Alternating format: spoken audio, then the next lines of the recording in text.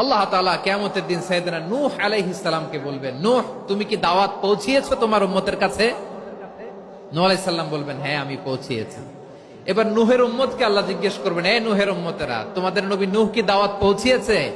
নূহের উম্মত বলবে, না আল্লাহ, আমাদের কাছে কোনো সতর্ককারী আসে নাই, কোনো নবী টবি আসে নাই, কোনো দাওয়াতও আমরা পাই নাই, আপনারাও চিনি নাই, জান্নাতও চিনি নাই, জাহান্নামও চিনি নাই। নূহ আলাইহিস সালাম বিপদে পড়ে যাবেন। নূহ তোমার পক্ষে কোনো সাক্ষী আছে? নূহ আলাইহিস সালাম বলবেন, আছে। কে? উম্মতে মুহাম্মাদি। তখন আমরা বলবো, আল্লাহ, আল্লাহর নবী নূহ আলাইহিস সালাম তিনি আপনি যা যা বলেছেন ঠিক তা তা তার উম্মতের কাছে পৌঁছে দিয়েছে। এবার নূহের উম্মতের সাথে আমাদের ঝগড়া লাগবে। তারা বলবে, তোমরা আসছো আমাদের হাজার হাজার বছর পরে, তোমরা কি করে জানলা? তোমাদের সাক্ষী ধর্তব্য হবে না?